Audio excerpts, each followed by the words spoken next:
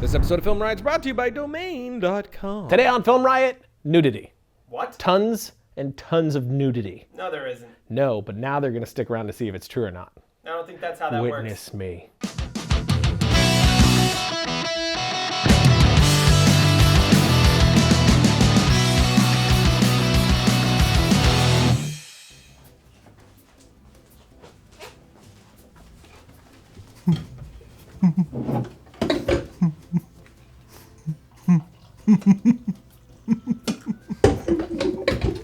Are you giggling because you're invisible? Yeah. I can see you though. Is it because of the clothes? Part of it. Man.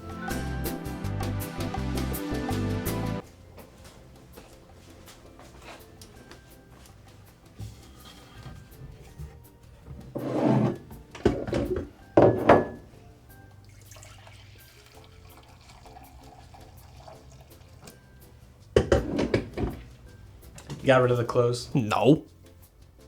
You're naked. No, I'm not. They're invisible clothes. I found them. You realize you're not fully invisible, right? Like you're predator invisible, meaning I can see the outlines of everything. Not everything. Okay.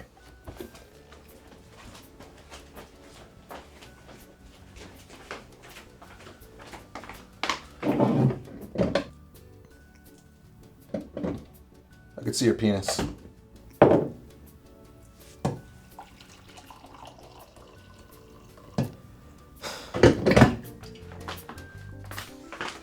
Welcome to FilmRiot, the show that takes mystery out of the effects and techniques. Going to some of your favorite Hollywood films. I'm your host, Ryan Conley. And before we jump into today's episode, we got that sexy spring sale action coming. We're going to have 50% off of all digital downloads, 15% off all of our apparel, and major flash sales happening every day up to, I think, 70% off. For more info on that, check the notes below because cheap filmmaker goodness. And now we do this. They're invisible clothes.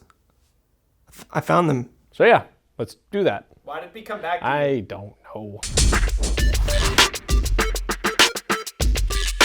So first things first, On the real. we grab our footage, which is a clean plate, and this shot of Josh wearing a green suit in front of a blue screen. The green suit isn't actually needed. We only used it so that Josh's body was smooth to fake the idea of him being naked, since Josh is a never nude.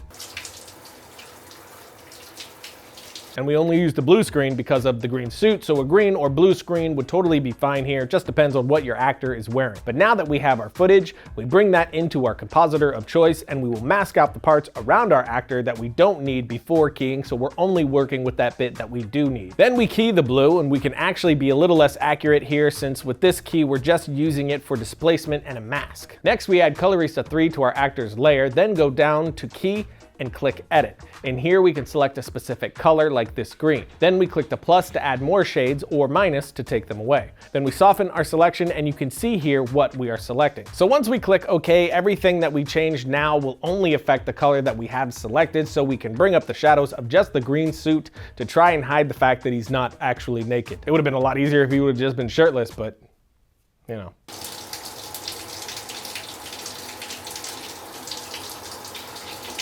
Now we need to create the mats that we're going to be using to control the effect later. To do this, we will first pre-comp the key layer so that we don't accidentally mess with its setting. Then we duplicate this layer and name it matte white or ducks, and add a tint effect to it with both colors set to white.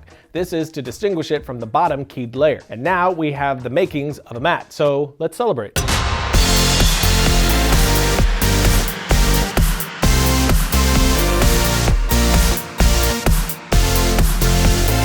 And right now our background is red. This is actually our alpha layer that we have set to red to make it easier when keying. But now drag in your background layer and then duplicate it. One is going to be used for the actual background plate and the other one is going to be used for the effect. We changed one layer to effect layer and the other to clean plate. Under the matte white layer, put one of the background plate layers, then change the track matte to alpha.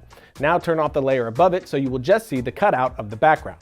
And now we have our cutout, which means next we can start adding our effect. But before we do that, we got to keep the lights on.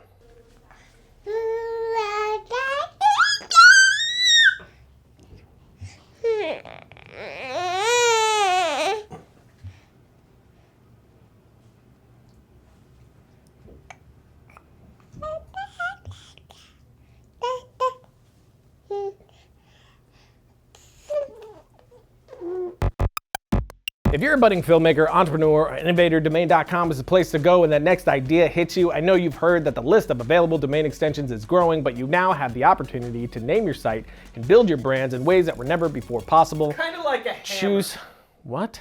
It's kind of like a hammer. Like, you can have a nail, but how are you going to get it in if you don't have a hammer?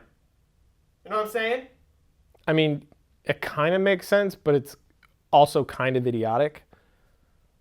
So I don't know what to do with it. Is that without a hammer, you're out of luck.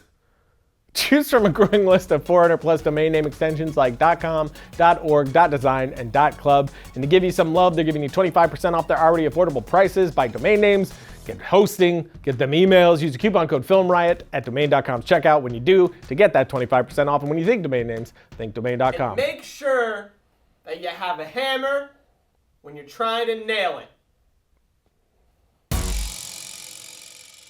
Logo. Jumping right back into what's important.